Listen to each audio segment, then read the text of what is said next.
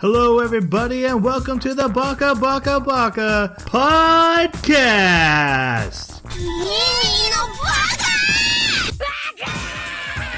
Baka! Baka. It's amazing how every time you open your mouth, you prove you're an idiot. Hello, everybody, and welcome to another episode of Baka Baka Baka. We are an anime podcast that every 2 weeks we come together after having watched an anime. We discuss it. We turn it over to you. We act like we're a book club. Some people think that means we read things. We don't. We should. We've been suggested light novels but we just don't read. I don't even know if we can. I write down notes, but they could just be scribbles. Look, we are here to discuss the second part of a classic anime, one of the greatest, Steins Gate, that was suggested to us by a listener on Twitter. To discuss it, I have the help of my fellow co-hosts. First off, we have the kingdom to my hearts. Jerremy. Aw. I know how precious that game is to you. Aw. How are you doing? I know, I'm the bearer of the horrible Keyblade. I'm doing pretty good. I've actually gotten lost in YouTube for like the dark side of YouTube. It's crazy. Like Rodan coils and graphene batteries and reptilians and oh man. It's good stuff. It's good stuff. That why you keep sending us links? I do, yes. It's like Carbot one's fascinating. Oh, Carbot's so great. There's also these really cool primitive videos where they're showing you how to basically use kind of primitive technology to build fish tanks and to make filters for your water, or how you would. Those are right. Oh, they're so cool. Nobody talks in them, and I think that's probably the coolest part. Maybe it's a gimmick, but it really lets you absorb what they're doing while they're working. We didn't talk. I know it would. Wouldn't it? You just stare. It probably would be better. You just kick in those telepathic powers I was watching videos about on YouTube. Oh, man. All right, I'm going to move us on to our other co-host. He is the nobody to my darkness. Jason, how are you? I don't get it again. I don't either. You should feel very insulted. You are like the Ansem to my Xenohort. Were those just words backwards? The Disney character to my Final Fantasy characters. Oh, okay. I But they both show up in Jason. Kingdom Hearts as well, right? So, Yeah, that's all Kingdom Hearts. How are you, man? oh, okay. Fantastic. I beat Ganon. I got to 100 shrines, and I was like, you know what? The outfit of the wild is not that important. I think I'm just going to go get it. The inevitable curse of all overworld games. You know, this side quest really doesn't matter to me anymore. Well, you always win. It's got the same problem that Fallout 4 has, where you're like, there's this really important thing that I probably should get to, and I'm way overpowered for it. But there's this, like, scrap of junk that I want to turn into a really cool weapon for this. Even though my loved one is suffering, I'm going to do this thing that makes it really cool. She's sealed away. So it's another 6 months of you exploring. It was like 100 years. Which, if someone in the comments below can please describe to me, if she's got the Triforce this whole time, spoiler alert, it's been a long time since it's been out. Anyways, why couldn't she just bust out from Ganon to begin with? Okay. My name is Troy, and I saw The Incredibles 2, and I'm not in love with it. It was good. Incredibles 1 is my favorite Pixar movie of all time, and it has to do with the darker emotional themes that they put in there, like taking your family on a dangerous mission and then they all die. That's explored in the movie The Incredibles. Spoiler for that. That doesn't get touched on at all in Incredibles 2. And it didn't resonate with me the same way. And I was just disappointed by that. Otherwise, good story. Jack versus a raccoon is maybe one of the highlights of the year, but yeah. Here's the question for you. If you had to do it over again, would you pay movie prices to see it? No. Okay. What if the movie price was $4? To clarify, I don't pay movie prices for 2-3 movies a year. That's like it. It's like Star Wars, a few MCUs, and that used to be every MCU, but then there's too many MCUs. Yeah. And then maybe like one other movie that really catches me, and that's it. So no. But we have a $4 ticket movie theater over here, and that's the only place we go to see all our movies. So if like I wanted to go out on a movie night and that was on the list, I wouldn't mind seeing it, especially at that price. Yeah. I don't think it's a bad movie to see, but I would have much rather gone and seen Ant-Man today. But I took the kids, and that's what they wanted to see. Let's move on. Let's talk about the second part of Steins Gate. Now, to be clear, this is not the sequel to Steins Gate, Steins Gate 0, even though we're kind of going to touch on that at the end because it does kind of matter. This is episode 13 through 24, maybe 25. Optional, if you want. It depends if you were watching Funimation or Crunchyroll. Yes, exactly. Really? Or YouTube. So we will need to talk about that. So let's start off with our non-spoiler reviews. And remember, if you don't know what we're talking about, we did a part 1 on this, and we went through all the plot, and so you might want to go check that out in our archives. Other than that, we're going to keep going forward. Jason, give me your non-spoiler review for this season. After 12, I was 100% in. So overall, I did enjoy my time watching it. And it went from dark to darker to desperation, and then, finally making headway kind of story arc. And I felt coming out of the darkness was not, it didn't feel earned? No, that's not the word I'm looking for. I guess, I don't know, it just didn't hit me right. I'll try and think of a better way to describe it once we get there, but I don't know, I felt like they could have done something differently with it because it hit on some really heavy notes, and then all of a sudden it was like, okay, we're all better now. So, are you thinking of the 24 to 25, or are you thinking of like the 22, 23, 24 area? From like 20 to 24. Like, okay. Kind of I think I know what you're talking about. And you can bring it up again. You don't have to never mention it again. So yeah. Let's go to Jerremy. Your thoughts? I really enjoyed it. I definitely enjoyed it more than the first half of the season. But I love the theory crafting that it does with how time travel works, and I loved seeing it play out. So you could either validate or invalidate that theory.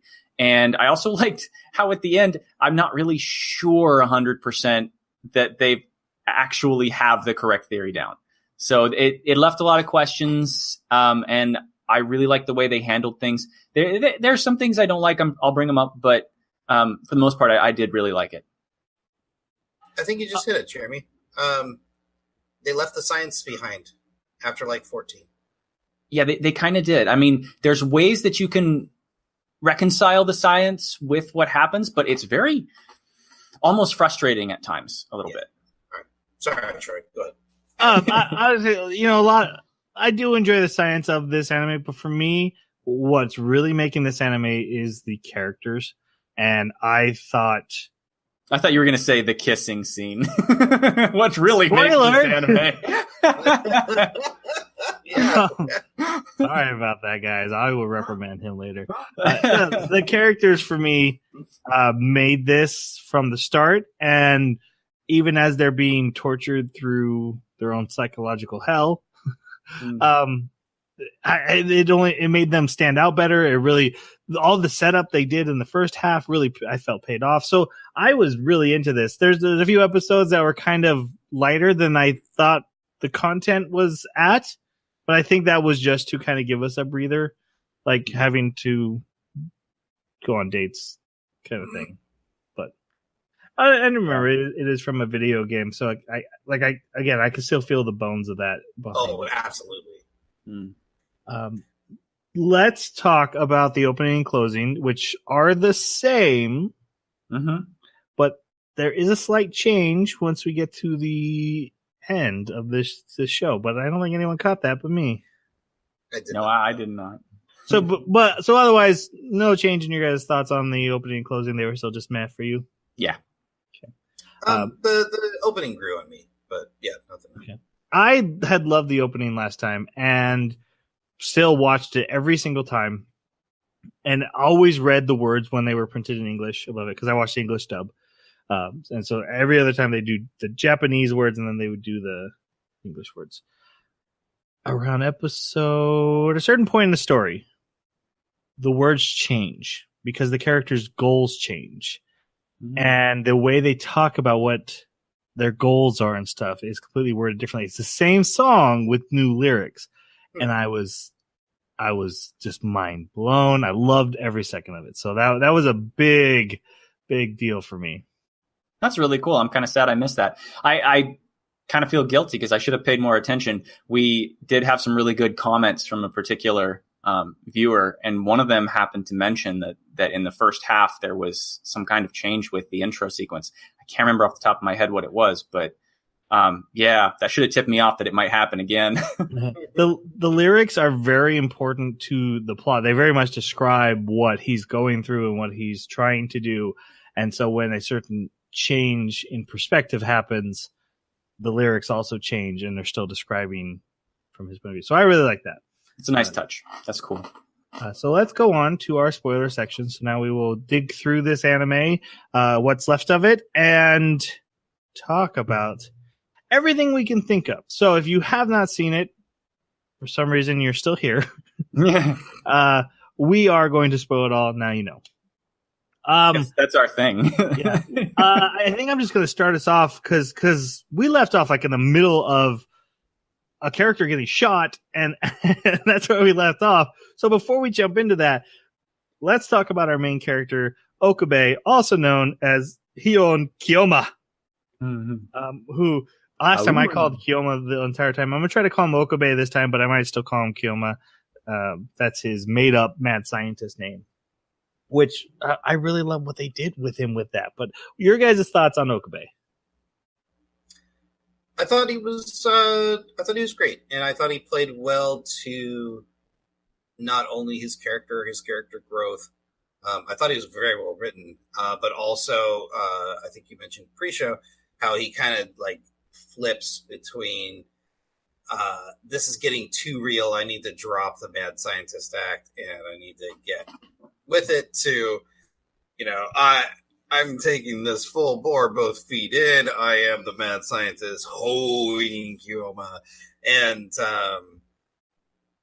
so it was, but I think the thing that really endears you to him is his tenacity in protecting and helping his friends, no matter the cost.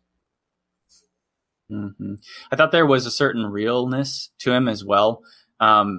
Especially when you get to the point where he just keeps failing and he starts having to actively resist any idea of just quitting. And we really see this in the last few episodes, where, after spending so much time trying to accomplish something, and then failing so many times before he finally gets it right, being confronted with a similar problem, he's just like, I don't know if I can handle this. I want to quit. And I thought that was really real because, we'll get to the details, but this person actually had to deal with the adrenaline exhaustion and the mental fatigue of trying to problem solve over and over and put so much effort into solving something very important to him and just not having anything left in the tank to try again. And yeah, I absolutely loved how he had to kind of take off his mask of Houn Kyoma. And yet at the same time, he later almost found that it was useful and necessary to retain a part of the mask as a part of himself. Like he almost clutched it closer to him at some points and said, this is a part of me. This is who I am now. So it's kind of funny to me because it shows how, you wear a mask long enough and it becomes a part of you. You got to be careful with that. You're absolutely right. That was really, really spot on. It's a character who, in the first half, he has that quirk of, I'm a mad scientist and I will defeat the organization.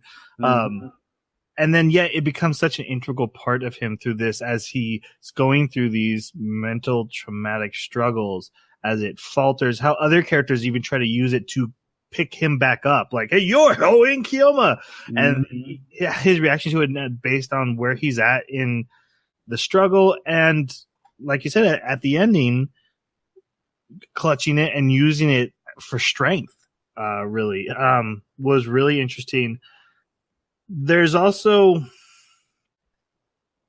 really interesting part, and I don't want to spoil too much about the story this early, but where he talks about going numb.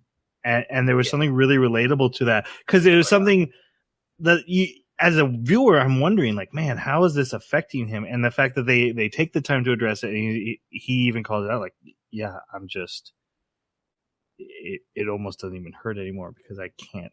I've had to deal with it so many times. There's so many things I think they do great with this character. And again, as someone who watched English dub, I think the actor who did Okabe just nailed it. There's a scene I'll call out later, but man, it was just so well done. The voice just captures him so well. We should also talk about the character who got shot. Poor Mayuri. Is Mayuri the real name, or is Mayushi the real name? It's Mayuri, right? Yeah, it says Mayuri on the wiki. Okay, but she does say Mayushi to her phone, her voicemail. She calls herself Mayushi. Everyone calls her Mayuri. Must be just a cute reference. Again, this is an anime where everyone has like 3 or 4 nicknames, so yeah, just bear with us. Oh, Super Haka. You guys' thoughts on Mayuri? I was a little frustrated. I know she was kind of the center of a big plot point for the majority of the second half of this anime. But there is this weird scene in the first half where it's Okabe is having like this surreal experience, and here's this like head shadow of Mayuri, and she's talking about how, you know, all the versions of herself are like waiting for him to save her or something like that. That is never resolved. And also she feels like nothing more than a supporting character, and also something to drive the plot along for this section of the second half. So as far as like character growth or who she is, you know, I don't really have much of an opinion besides of what I had in the first one, which she's fine. I just wish that there could have been more hit on her, because she, even though she's the focus of his saving motive, she's not his love interest. So there's this weird divide. Yeah, it kind of came across like she was the living Mayuri is the MacGuffin. Like, you got to get the living Mayuri somehow. And there was one thing really commendable that I can say about that, but for the most part, I agree with you that it was kind of very bland. No real development, at least from what I saw, my perspective there. But there was one thing that I really wanted to point out, which was that it's almost like they deliberately misled you into thinking the anime is about Mayuri, and then pull the rug out from underneath your feet at the very end to tell you, no, that was all building up to it being about someone else. And I kind of like that. So in that way, seeing her as almost a way to distract you or give you a red herring, I kind of like what they did with her. I like her for those reasons. Also, she is a fun character. She's entertaining, just nothing real special. I did have a thought that popped into my head when you were describing that scene, which I had completely forgotten about until just now. I wonder if it has something to do with the fact that as we get along here, he keeps trying to save her life in so many different world lines. Mm-hmm. And she's retaining some of that memory and has dreams about it. And I wonder if that was just a general foreshadowing of her dreams, of memories of his failures, as like, you're always trying to save me. You're always trying to save me. I wonder if that's what that was just a foreshadowing of his future failures. Yeah. Jerremy, last episode, you had theorized that there was something going on with Mary, that she was more important than we thought. Do you still think that, or is that gone? Yeah, that's gone. I genuinely, at this point, I think that she's someone who was in need, that he knew from childhood. And we got to see the moment where she was introduced to the lab, and she was member number 2 because she just showed up, and it was just him and her for a long time. So yeah, it's a friendship and him kind of grounding her through a period of intense depression, so that she finds some reason. She even calls it out later, like, you've given me a reason to live or something like that. You've helped me out of that depression, essentially. And so, yeah, there's just a friendship is the whole reason she's there. That's what I see now. And this part actually started making me believe you. Oh, really? Yeah, there's certain things she does and says, and especially after seeing what the infamous 23B, man, it feels like she, and maybe not in like an instrumental way, but just like Okabe has an ability that affects the way time travel affects him. I can't help but feel like Mayuri also has something similar, almost like she's a focal point where world lines bend on, or something of that nature. There's a scene where she just looks at him and says, "It's okay, you can cry now," not having any idea what she means. Well, she sort of does, because in the episodes leading up to it, she says, he doesn't talk to me anymore. He's so distant. I can see on his face that he's not the happy. And she like tries to encourage him by bringing up like Ho and Kyoma and the organization. Those were erased at that point. Yeah, but we also know that like because of the world line experience and these fractured memories existing in them, in their hearts, as they like to say. Right. I think the intuition remains. Yeah, and I agree. Man, it was just really. Yeah. It wasn't like, I feel like I should tell you. Like, and Mayuri is the kind of person who would get the intuition and just blurt it out, and that's just who she is. I really like Mayuri. I really feel with Mayuri and with the character Makase, through most of this, Okabe goes to Makase to try to help him solve his problem. They work together, and it's really great. But when she's gone, it's Mayuri he turns to, and it's complete. Whereas Makase is like, let's look at this logically, let's figure out the problem solve. Mayuri is the one who's like, no, follow your heart, don't give up. It's like Mayuri's his heart and Makase is his brain. And when he needs to save one, he has to turn to the other. And I really liked, because you're right, he had the most of this is about Mayuri. She's the MacGuffin. But once he has her, that's what gives him the strength to go on. And again, I'm referring to the thought keeps going back to 23B.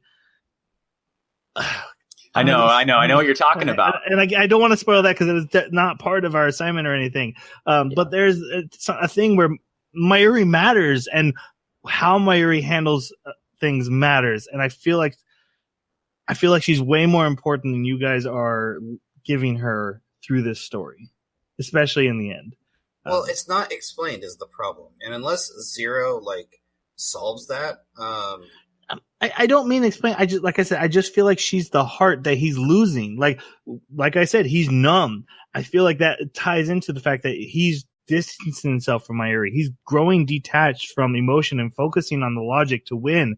And when he finally comes to the final, I have to win to save this anime, it's the heart that helps him win, not the logic. Well, it's hard for the logic to help him at that point. Kingdom Hearts is an awesome game, guys. He's trying to save the logic, so it's kind of hard for the logic to help him. The logic helped him save the heart, and now the heart helped him. I'm stretching. Point though, I like it. I am stretching a little bit too because I'm defending Mayuri because someone should. All right, let's jump into this episode proper. Mayuri gets shot by the character known as Shining Finger or Moyaka. Okabe is holding her in his arms.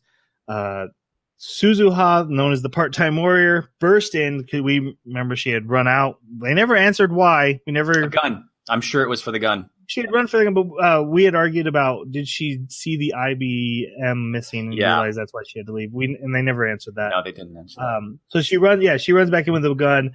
Action happens, and basically Okabe is able to get to the newly built time machine and send his consciousness back the 48 hours that's allowed with that machine. From there, he cancels the party that they were supposed to have. He runs out, tries to find Mary, struggles to find her, but does eventually meet her. tries to run away with her, and she gets run over by a car driven by Shining Monica. Finger again. Yeah, Shining Finger runs her down and kills her. He escapes again, jumps back, tries again, realizes the trains are shut down due to a terrorist bombing threat. This is, again, Shining Finger's doing.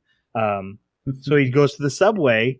While they're waiting for the subway, the character Mr. Braun's daughter sees them. Is so excited, trips into poor Mayuri and knocks her right in front of a subway. And she dies right in front of him.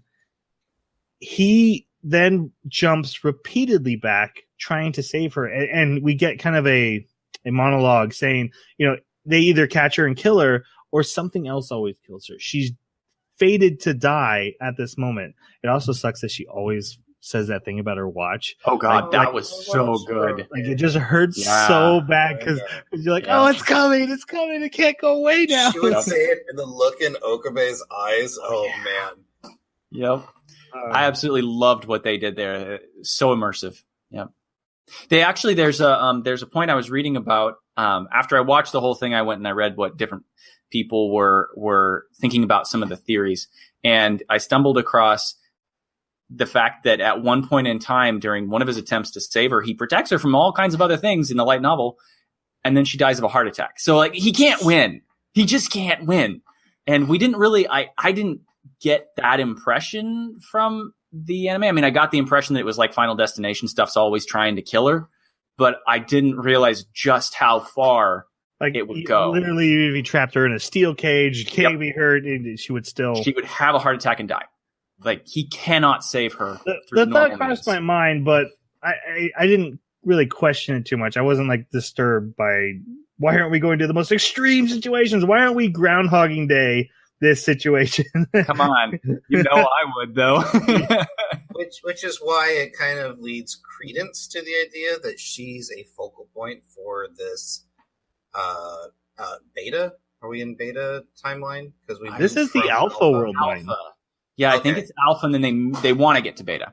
Right. So, like, there's obviously no hard, conclusive evidence that she's a non-moving point where all world lines converge, but it definitely seems to be that way with her.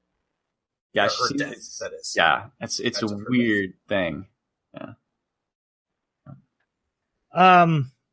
He tries to capture Moyaka and ends up getting just captured himself, and then told that Mayuri's been murdered. Jumps back again. He goes to destroy the time machine, and Makase stops him, just in a panic. And so he eventually tells her the whole truth of what's been going on, and she's like, "Okay, what we're gonna do is I'm gonna send you back. You need to tell me right away." So he has from 48 hours from the moment they invented the time machine, the sending memories back time machine, because you can only go back 48 hours. But what they'll do is they'll send him back to the moment they created it, and then he can use it again to jump another 48 hours back. So that's the maximum of time he can get to go back. I say physically, but not really physically, right? It's because he's downloading his memories into his old body, which is still tragic. Yes, it is. And so she tells him info to give to her. So he does this, convinces her, he has been time traveling. He needs her help. This will come up a couple times where he'll get stuck at a certain point in figuring this out and always turns to Makase. And so it's a good time for us to talk about Makase. But I absolutely loved and felt bad for Makase in the fact that she always was able to figure out an answer and then had to have it ripped away from her and lost to time travel. Because dang, the girl's smart. Yeah. What do you guys think of her? I thought she had some great development throughout this second half, because we got a lot of time with her. And there's a moment between her and Okabe that is very well earned that I think Troy spoiled earlier. Oh wait, no, that was Jerremy who spoiled it. Come on. And yeah, I think because of the amount of time we get to spend with her, when we get later into the story, it becomes super tragic, and it becomes just that much more desperate for his for what he's doing. Yeah. But yeah, I really enjoyed her performance. And also, like you said, the voice actor for Okabe in English was really good. Voice actress for Makase was spot on as well, I thought.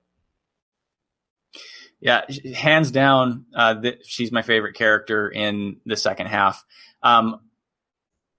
I was happy to see that the the relationship panned out between the two of them because, yeah, I called that.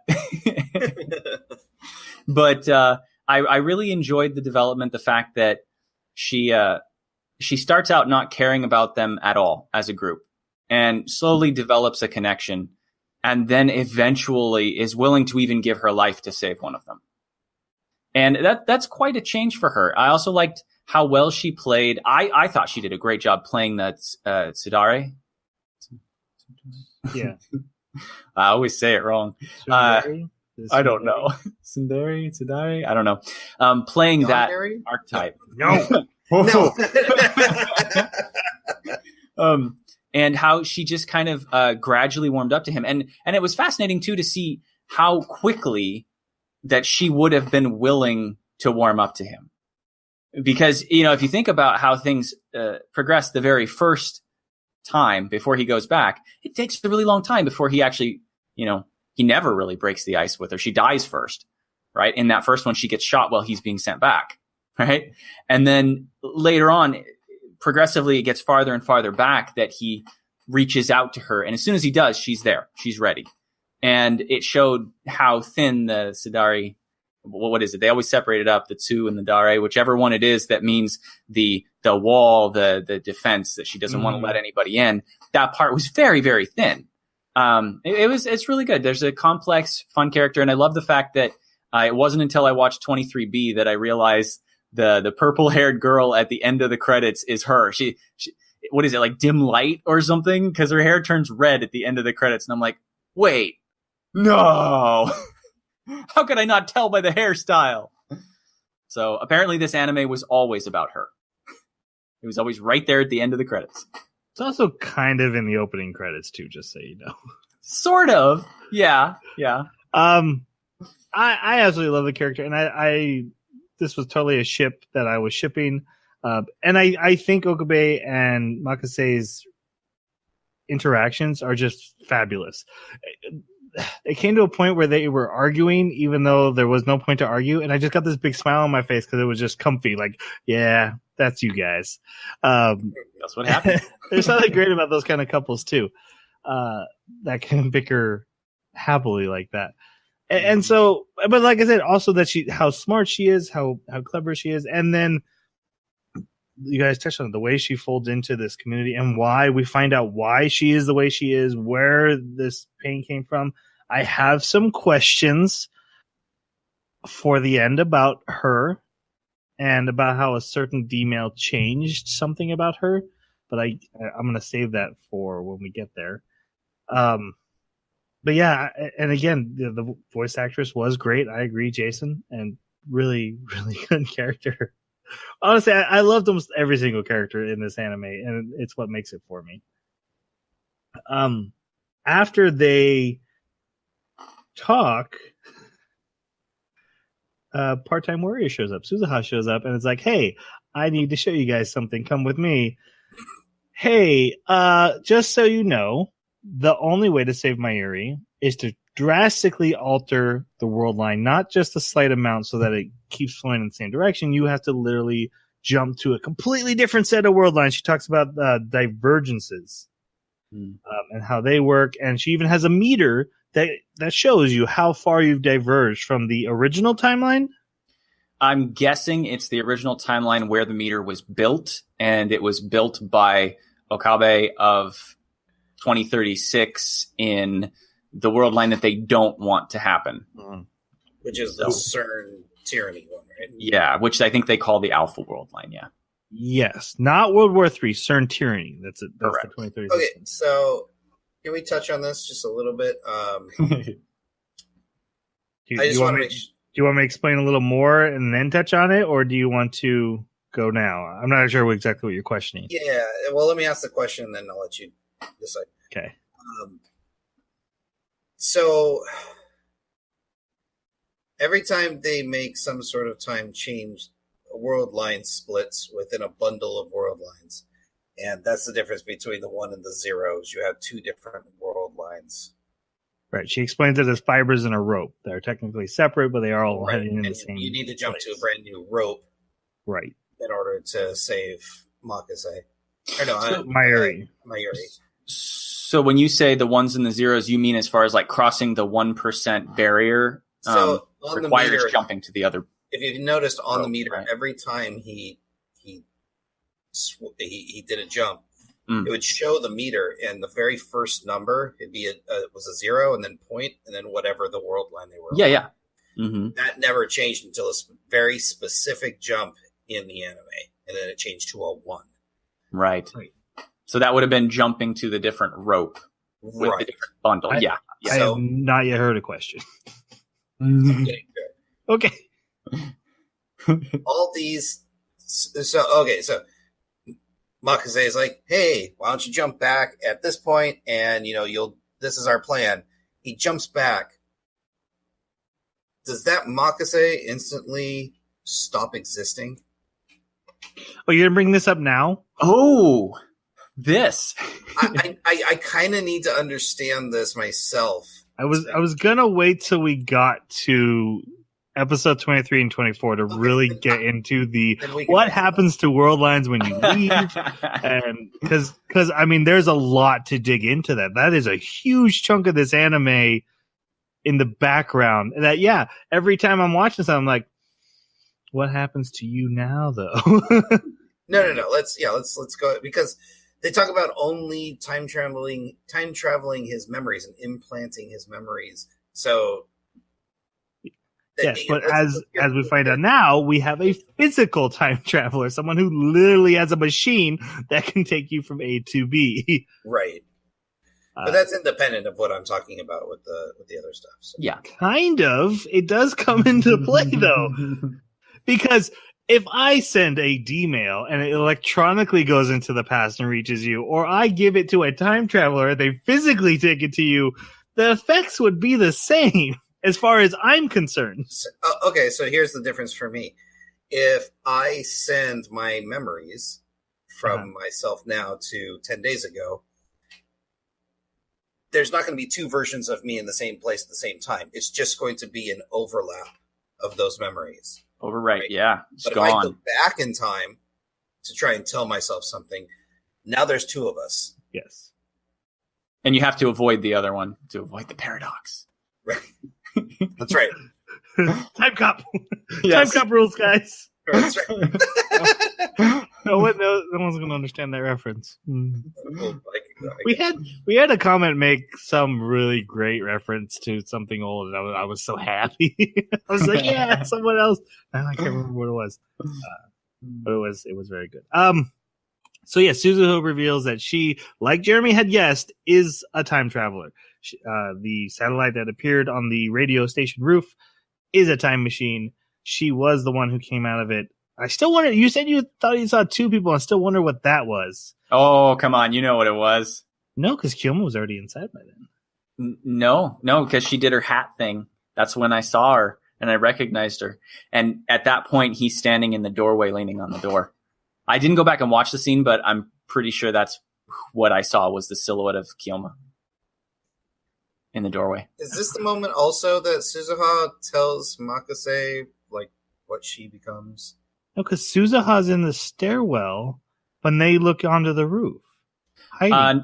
No, I don't remember how it happened in this part, but I remember clearly in the first one that we saw her, and it may not have been Okabe looking at her. It was just us looking at her, and she was doing her hat thing. And when she did it in this one, it was well before going down into the building. She got out of the time travel thing and then put her hat down. Okay. We'll get into that later. So she's from the year 2036, where CERN has taken over. She's part of a resistance group that is led by Okabe. And yeah, I think this is the point where she spits right into Makase's face about who she is. You're gonna find out why she's had such murderous intent towards her. Makase will create the time travel that CERN will use to take over the world. Is that basically why she hates her? Yeah. Which is interesting because my theory was that Part-Time Warrior had killed Makase in that first storyline. Mhm. That's what I thought. Yeah. I mean, the behavior of Part-Time Warrior so far seemed to imply that. But this was a fantastic red herring because it wasn't even that Part-Time Warrior that was on the roof. I love that. Probably no one's going to believe me, but the actual murderer had been a suspect in my mind the whole time. Wow. Yeah, the Just male 'cause voice. Just because of time travel and tragedy. Yeah, it was a logical fit, huh? And then she also revealed she was John Teeter, which I did call. You did. To be fair, though, when I said that, that was literally me figuring it out. If you listen to that episode, when I said that out loud, that is literally me being, oh! So, yeah, so, and she picked that name because her father's name is Barrel Teeter, and we should have all figured out what that meant if we knew what certain Japanese words meant. Yeah. Because it was, okay. Barrel Taru Daru. Yeah, so let's talk about Suzuha, the part-time warrior. Has a much bigger part to play in this arc, and obviously we get to know her history and who she is. So what did you guys think of her? I liked her as a character, which made this whole thing a bit frustrating because it made her a throwaway character. Whoa, what? If Okabe is successful in any realm, on either timeline, she does not exist as the person that she is that they meet. When you say throwaway character, I hear a character who doesn't matter to the story. She's so she becomes Deus Ex Machina for the time travel reason. I feel it's a bit earned because of her involvement from the beginning. And I like the twists that they present with her. I was just a little upset about the whole, I came back to basically die so we could save the world. It sounds like the tragedy of it is what's frustrating for you because I find that she's actually one of the more tragic characters. I mean, we could argue about the four tragic characters in this anime. Basically, if you're not Daru, you're screwed in this anime. Yeah, everybody's tragic except for Daru. But Woody Arrows, win it again. Yeah, but Daru's awesome. but yeah, she actually came across to me as one of the most tragic because I love how they take the time travel and they just say, okay, now what's the worst thing that could have possibly happened to this character? All right, that's what this timeline is. We'll give them a taste of that. What's the worst thing that could have happened to this character? What? And they'll give them a taste of that. And her worst case scenarios were like rubbing salt in the wound. Like it was so bad. Like, oh, you didn't even remember what you were supposed to do for years and years until you just die early? Oh, okay. Suicide? Okay. Wow. So I really like the character, and I don't agree she's throwaway on the very fact that she still has a major impact even when she's gone. She's still very important to these characters, and man, the way she's going to get her pin, like, dang, that put a smile on my face. Like, it's such a good... That was cool. I don't know. Something about it is just so sweet and pure. The fact that she is tragic, the fact that we learn who she is, who her father was, which is it convenient or not? It kind of makes sense, though. It does. Yeah, it does. Because she's running. I liked it too. I guess what's really convenient is that Okabe will go on to form the resistance. That's probably the thing that's convenient, and everything else makes sense after that. But I guess if you look at it as Okabe's time machine, the telephone microwave, was what CERN first picked up as, time machines are feasible. So he is really the creator of the time machine. So it does make sense that he would then become the resistance leader. Let's settle this once and for all. You give me an answer and then give like 2 sentences explaining why. Okabe or Kiyoma, genius or bored college kid? Jason, go. Bored college kid, because as much as he understands, he has no practical way to apply it to literally anything he touches. He has to have people do it for him. Okay, my turn? Yep, go for it. Okay, genius. And the reason is because there are theoretical physicists and experimental physicists. And I think he falls into the category of theoretical physicist, where yeah, he can do the formulas and he has the ideas, but he may not be that great with his hands, and he may not be that great with coming up with ways to prove his theories. And I think Daru steps in as his experimental theorist, or his experimental physicist, basically. So I think he's a genius. He calls out his 170 IQ, which that's pretty good. Wait, he also calls out that he's a mad scientist who's got an evil. How do you know that wasn't just part of the lie? And he made a copter thing with a nauseating camera on it. That's true. But I think that the evidence is in the product, and the fact that all the stuff that he's coming up with, his theories are actually panning out into things that do work, even if some of them are silly. It makes sense to me as like, wait, what's working? Well, I mean, the remote control gun, that's working. Those are CRT TVs. Remote controls were really brand new at the time CRT TVs were common. And that was, a unique design for a remote control, which meant that he had a really good understanding of how things worked in the construction. Or he just thought of the idea, and Daru had a really good understanding. But I see your point. Okay, that is a working. I asked for a working device, and you named one. Yeah, well, and I also think I did not see Daru once come up with anything ingenious or innovative of his own. Oh, 1,000% Kilma's the idea, man. Yeah, I'm not arguing that. I just, I think. Okay, so personally, I think he's somewhere in between. I don't think he's an actual genius, but he's able to argue equations with Makase, even though he's always losing. I feel like Makase is definitely smarter than him. Of a genius. But I do think he's a very smart, well-read, clever young man. I just don't know if I'd give him genius level. I think it's just the technicality of the IQ level. Yeah, that's true. Yeah. Okay, so where are we in the story? I've been wondering that the whole second part, because we had brought that up.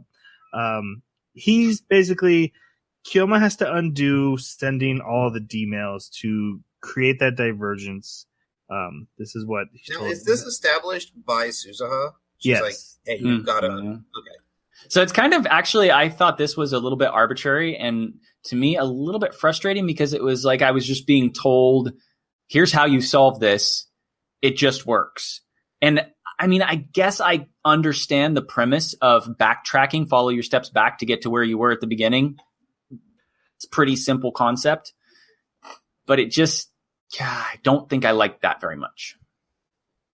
I see what you're saying. I never felt like it was a guarantee. I never felt like anyone said, hey, if you undo all the D-mails, she'll definitely live. I thought she was saying, if you undo all the D-mails, you'll get the IBN. If you have the IBN, you can get off this world line, and then you have a chance to save her. Because you can erase the fact that certainly you were here. Right. And that would be that'd be a different enough of a world line that her death wouldn't be a guarantee anymore. Jeremy, do you agree with the statement? I feel that Ferris's D-mail would have been a mainline chain jump. I totally agree with that. And I remember arguing a little bit with Troy about we brought this up. Yeah, this very idea that, if we're dealing with a 1% shift, I'm not entirely sure, proportionally what things cause a greater percent or leading up to that 1%, right? Like, is this an evaluation of the universe? How big is Earth on that scale in the universe? Is this an evaluation of just the city, of just these specific events? Like, how much of an impact is what anybody's doing having on the overall of this universal time scale? I mean, he's moving the whole universe. If there's aliens, well, they're just kind of screwed because here over on Earth, he's rewriting the universe. And so like the concept was a little bit very focused and very much like put on your blinders and don't think about any larger implications of what this might mean if this world goes beyond just Earth.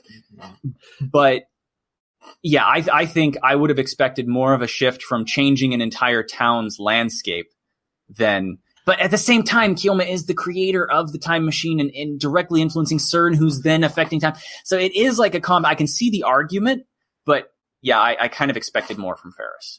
And you're right. What it really is you need a 1% away from the storyline that gets Mayuri killed. Which isn't what they say. They say a 1% divergence in the timeline, but what's actually done in the plot is trying to get a 1% away from a storyline that gets Mayuri killed, and the city changing has nothing to do with the CERN stuff. What they're really trying to change is the CERN stuff. That's what will save Mayuri. Does the meter know that, though? Yeah, that's the thing that gets me. You're 100% right, because that is not what she presented. She presented, hey, if you change this number to a 1, that means go kill a Brontosaurus, and Mayuri lives, right? Yeah. Brontosauruses aren't real, Jeremy. I tricked you. Maybe in that timeline they preserved them. That's where they came from. That's right. Mind blown. Well played, sir. Well played. Okay. They have Daru fix the time machine, because when he made her stay later for a party, it got damaged in a storm. So he gets materializing in a building, literally embedded in a building, didn't hurt it. I guess you could say phase displacement of some kind. Yeah, that's what I assumed. But it sure looked damaged from the moment we see it materializing in the building. I thought it was because he tailed her and didn't and wanted to help her find her dad. Mm-hmm. Yeah. What wasn't because he wanted her to stay late for the party. No. They called it out that it was because he tailed her. He did tail her, but he sent back a email to himself saying, "Tail her, so she doesn't leave." Because he asked her, whether you find your dad or not, please come back to this party. She doesn't find her dad, and she left on her mission. He tails her and convinces her to come to the party after he sent this email. Right. Yeah. And I had suspicions about her dad at that time, because the thing she was going to go check out was a thing a certain character was attending. And I was like, why aren't they asking this character if he knows who this is? And they didn't bring it up. The hair is what got me Daru. That's where I figured it out. Yeah. I also at one point did theorize, though, that Suzuha was just Shining Finger from the past. So I had a lot of theories that didn't pan out. So every time I'm like, hey, I figured this out. No, I figured out 20 things, and one of them came out true. I thought that Shining Finger was her mom, and that Daru was destined to marry Shining Finger. That's what I thought too.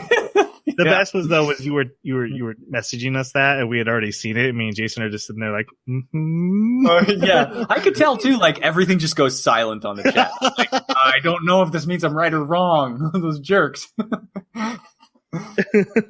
Okay, so they find out that her dad had a pin, and she has a picture of the. Does she have the pin or a picture of the pin? She's got the pin. Okay, it was Mayuri that took a picture of it. And they said that someone was being kidnapped. That's Mayuri. I did think that was ingenious. I loved that she took that approach. That gave her so much more character than had she done anything else. It was great. It's a crime. We'll make it into a crime. He's a criminal. We'll find him now. What would Makaze finds the flyer? I think your dad's a kidnapper. Yeah, exactly. They talk to a street vendor, and he at first didn't remember anything, but he calls later and says he does remember. Kiyoma. That was one of the great scenes. Him coming up to the street vendor. So English Ebonics in the sub. It's really, really good. Yeah. When he gets the call, he runs off and realizes that this meeting had already taken place. So he time travels back to witness the meeting, and it's Daru. And we're like, oh my God, Daru's the dad. And then Daru's like, I'm not the dad. I was going to fake being the dad so she would have a dad because I'm a nice guy. And, and he's like, oh. That is kind of a nice guy thing. It's like that threw me a little. That's when we find out that the time machine is a one-way trip. Like, it does not go forward in time; it only goes backwards. And so that they realize that this is the last time they're going to see. They're going to see her. And before she leaves, they do. Mayuri actually figures out that Daru actually is the father because of the naming convention used on the time machine, which they'd already established.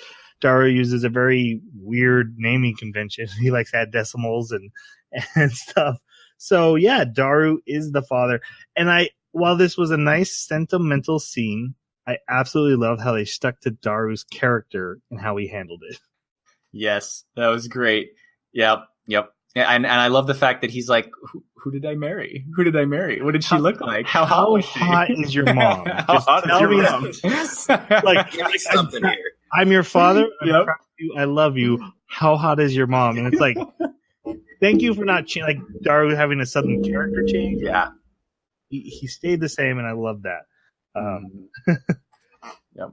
So she leaves for the 70s, and that's to go find the IBN that they need and make sure that they're able to get it in this time, right?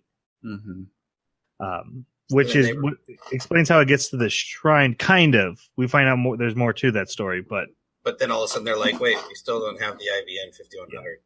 What happened? Mr. Braun brings them a letter, and it's from Suzuha, and she's like, hey, guys, got here. The time machine didn't work great. Even though we tried. Thanks, Dad. My memory got erased, and I just lived a happy, carefree life. And now I realize that I wasted everything, and everyone's going to be in a horrible future.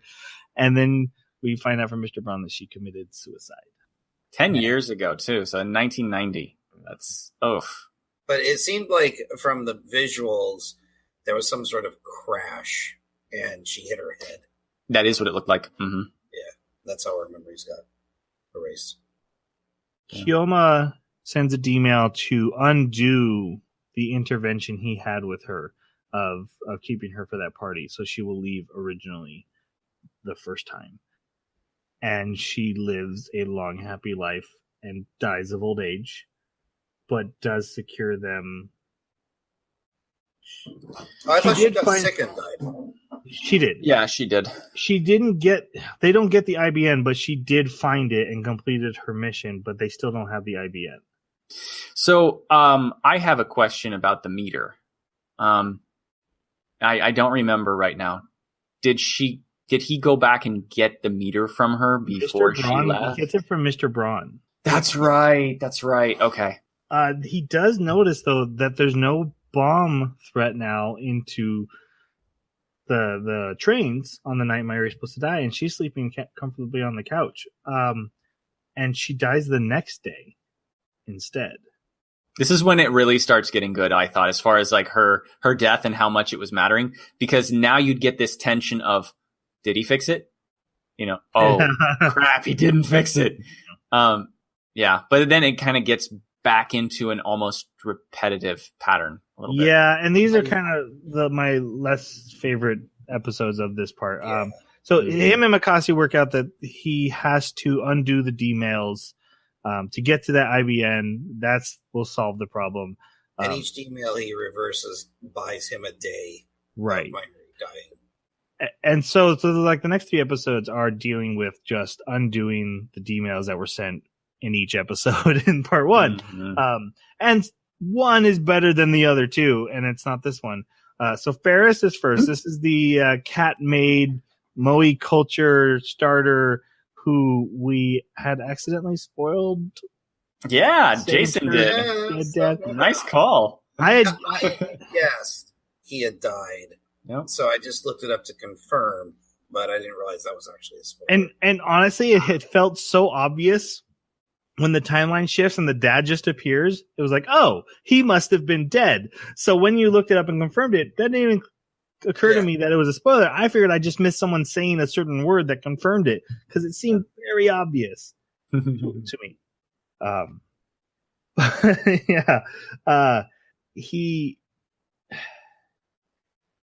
He talks with Ferris, and what's really interesting about this is that Ferris actually does remember the other world lines. And so we find out that he's not the only one who can remember across. Other people just need extra push to do that. See, what it came across to me as is like very, very fragmentary deja vu memories that are more like dreams. That she actually has a moment where she kind of loses her balance and falls down because it's such an impact of some memories flowing back.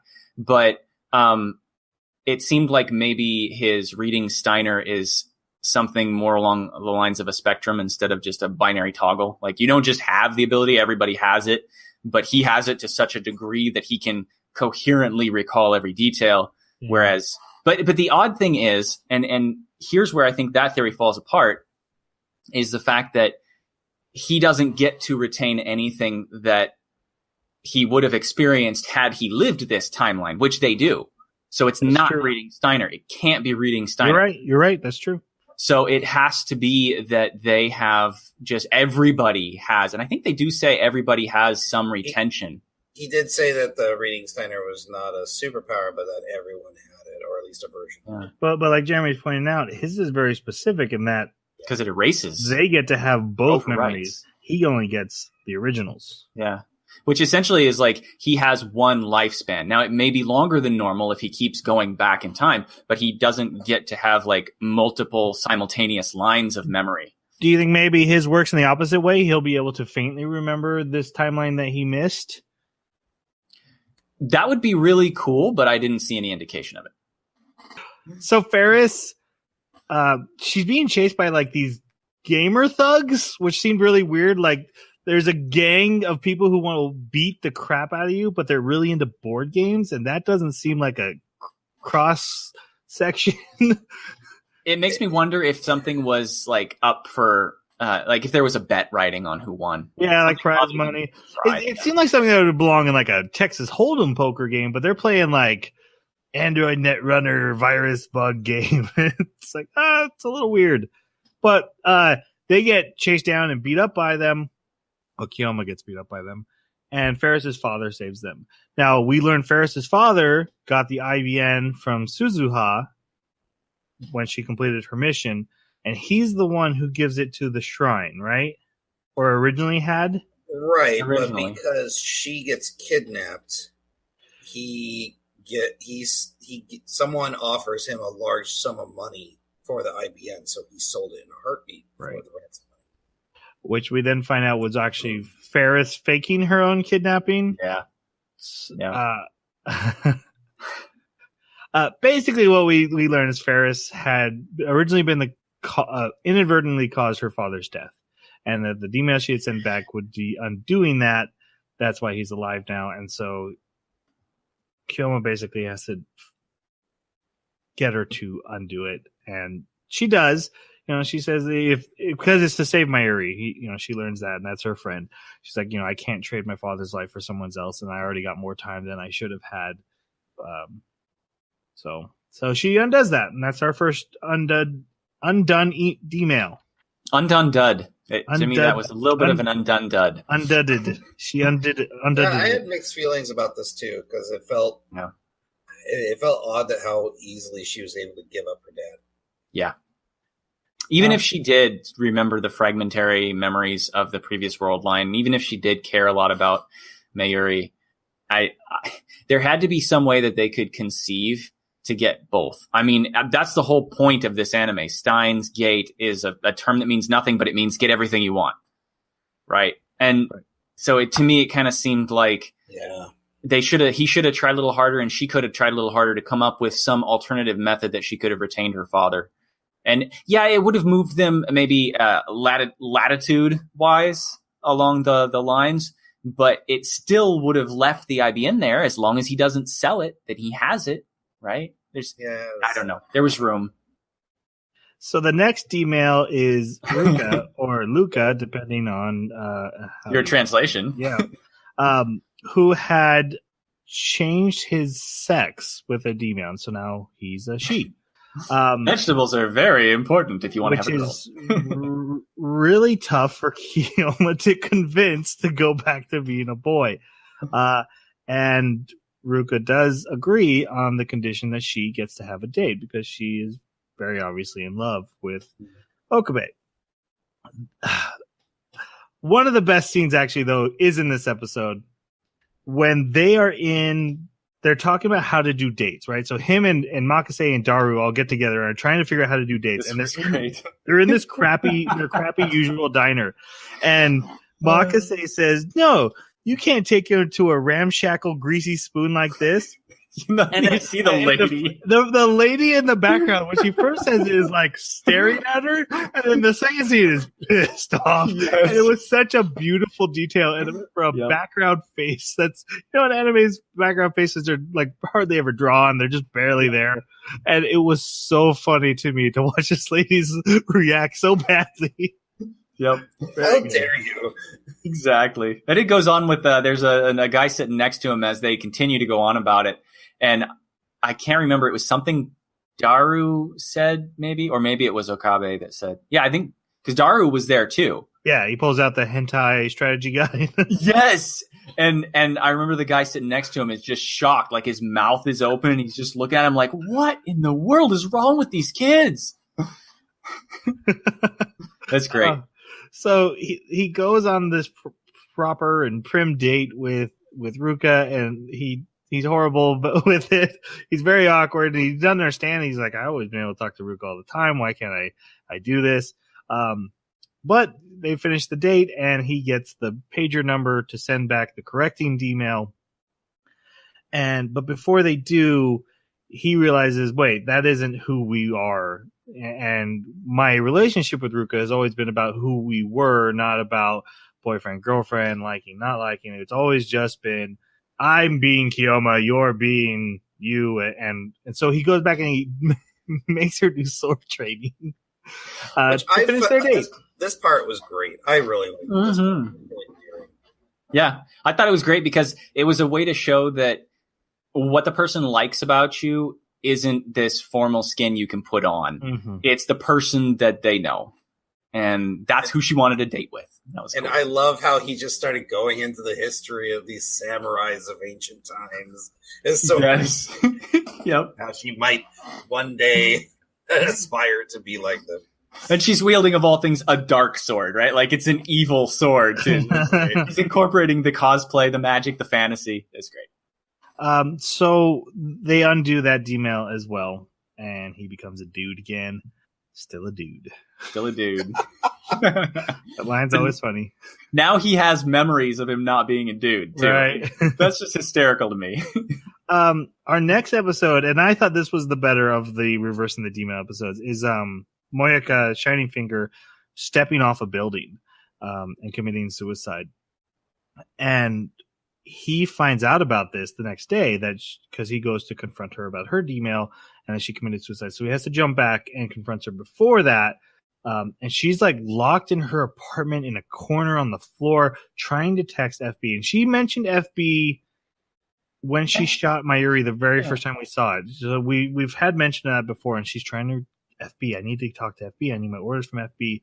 He steals the phone away from her, just like rips it out of her hands, punches her in the face. She goes rage mode. Right. It's a crazy scene. And then he goes out and is like, okay, I got the phone. Let's undo the D-mail. And they think the D-mail is, change your cell phone. And they realize this is the same cell phone. That didn't change anything. Which would seem pretty obvious to the audience, I think, by this point. So he has to confront her again, and he points out to her, like, you're going to die. You're going to commit suicide. What's happening to you right now, being isolated and left alone by whatever FB is, that's going to drive you to your death. I will help you. Tell me who FB is. Interestingly, at this point, he doesn't want to help her for her sake, but he realizes that it's a bargaining chip. He might be able to convince her. I thought this was important because he keeps saying, I will get revenge for Mayuri. Like, I will pay you back. Because she kills Mayuri multiple times in his attempts to save her. Yeah. And so he's got those memories, and he wants, he doesn't have pity for her at first. So, yeah, but that changes. Right. And I think what I appreciate is just about any other anime, he would have stood up and heroically and stoically told her about how much he liked her and how much he wanted to be her to be with the lab, and we can give you a purpose, and I can basically be your FB. He didn't do that, and I actually really appreciated that because that was a bit more realistic than the basically harem gathering hero. Yeah, exactly. Don't let him forget the pain she's caused. Right. What did you guys think of Monica this half? Now that we have some answers about her, I was so sad for her. Like, just watching her deep depression and kind of easier for her to text than to speak made so much more sense because of this just deep valley that she wallowed in and felt that there was only one person on the planet that cared about her and never met them in person. You know, it's interesting in the episode 25 how she still has that personality even in what's the Steins Gate timeline, right? She still has that skitterish tap, tap, tap, tap, tap, tap. Only talk through text message. It makes me. Did they ever explain like how she got this way, or is she just a very tragic, very depressed individual? That's one of the issues I have with her as a character is her behavior is so strong. Like it's such an important part of her as a character, but it really is just accept that this is her situation, and that's hard for me to do. I want to see like give me something, give me some crumbs, like tell me what the tragedy was a little bit. Okay. Kyoma gets information about FB. She does give him the information he wants, but she doesn't know who FB is. But she talks about the drop. She put the IBN in a locker, and at first he's going to go get the locker, but Makase talks him out and it's like, no, you got to follow this through. You can't take the shortcut. You got to figure out who FB is. And basically, so we get a bunch of scenes of him trailing people as they do the pickup and drops offs, and he loses them, so he time travels back and tries again. But he does eventually find out that one of the people in a chain of people who move this computer along till it reaches France is Mr. Braun, his landlord, who has been just a nice, grumpy old man downstairs, basically, with his daughter. I didn't see this coming for I didn't either. Away. Yeah, me neither. It was kind of a bummer. it's really kind of a bummer because he was a good character. They eventually confront him and ask him to meet FB, and he reveals, I'm FB. And that he's been the reason it was hard to see this coming is Moeka was 100% sure she was talking to a woman. Yeah, FB was maternal kind of messages. Mm-hmm. And he points out, like, I'm just really good at being whatever people need me to be to get them to do what I want them to do. And he makes it like I've done this hundreds of times. Yeah. Yep. So he works for CERN. He takes them away from his home to talk to them, which, by the way, when you're dealing with evil organizations, don't go into empty areas with them. Let's go to this empty warehouse district where no one will be around. Oh, someone's going to die here. And lo and behold, after he tells them his story, he shoots Monica. And he's like, yeah, that was always going to happen to her. You know, once she got involved, that was her ultimate fate.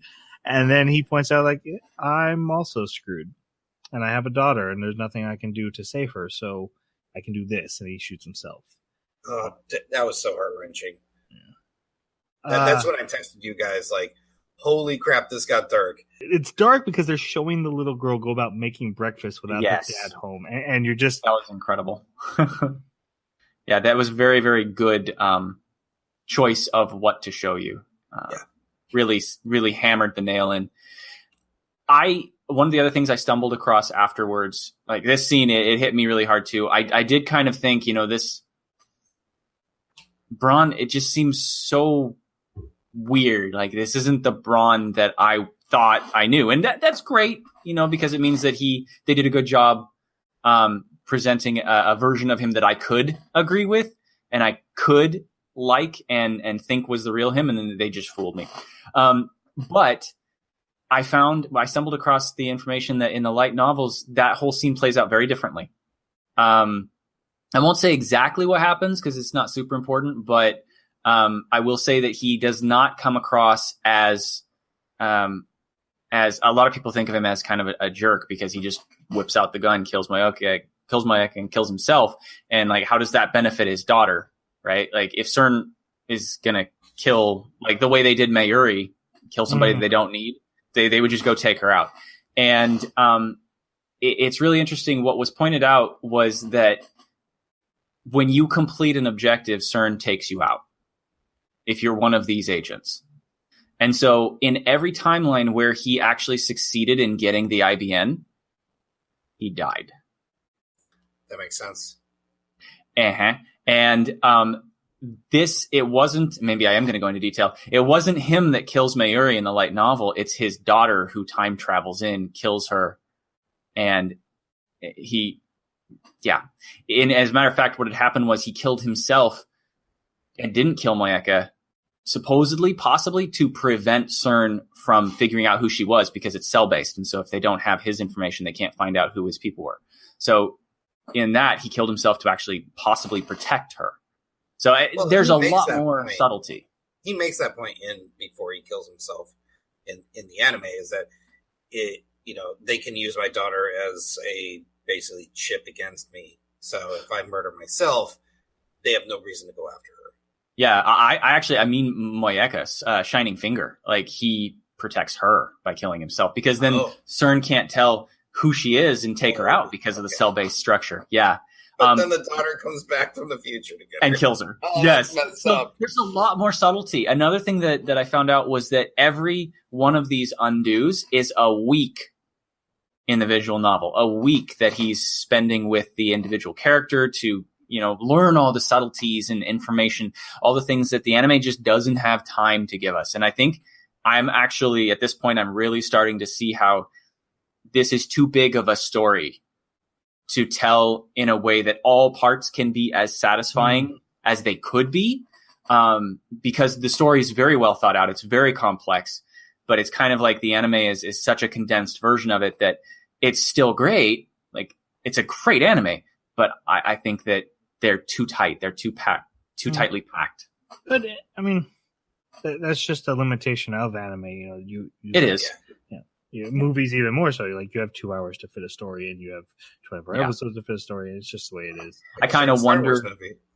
Yeah, well, I guess they could have made exactly. They could have made a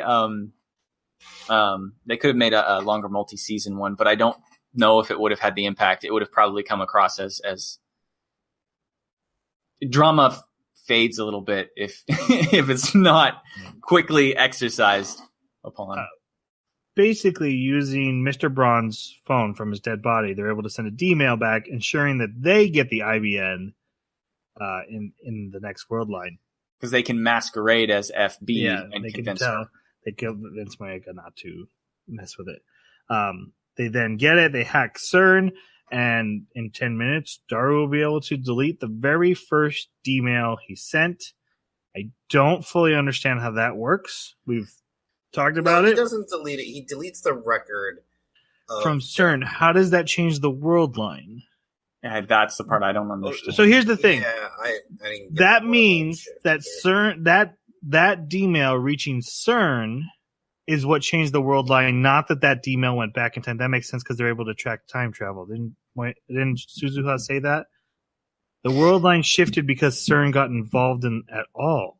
Yes. Yeah. But that's starting to wait. I got this. Go ahead. I got this. I'm running. Let's hear it. Okay, so one of the biggest problems I've had is this first D-mail. Not only does it prevent Makase from being killed, Mayuri. No, Makase. The very first email keeps Makase from being murdered. Right. It makes her father cancel his appearance, and for her to take his spot in the conference. And instead of presenting possible time travel like her original paper was, she goes against time travel. And I couldn't figure out, how does him sending a D-mail to Daru affect that? And I was like, what did Daru do that made Makase change anything?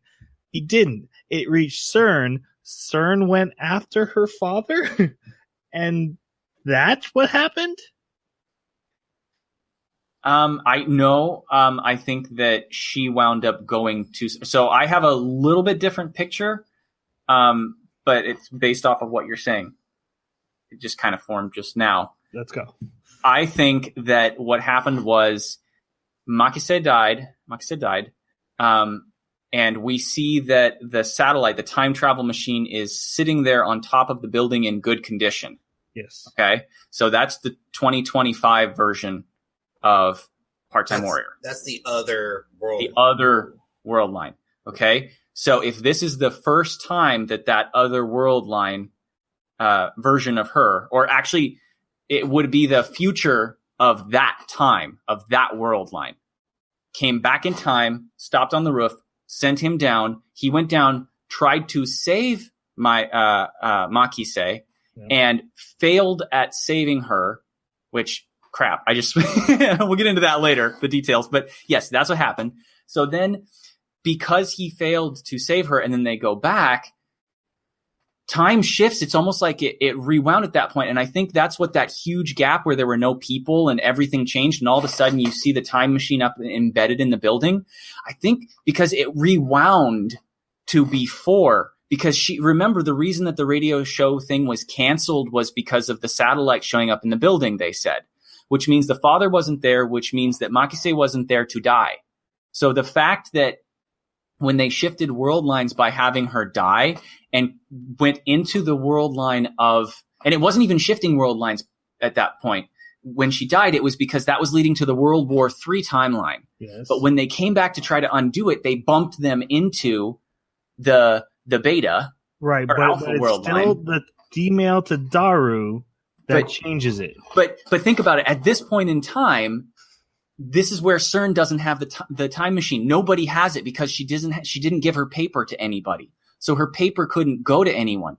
Instead, what winds up happening is she goes to work for CERN. And I don't know if this is after. Yeah, this wouldn't even be after CERN sees what he does because that's this timeline. She goes to work for CERN, develops her paper in CERN probably an intern or something.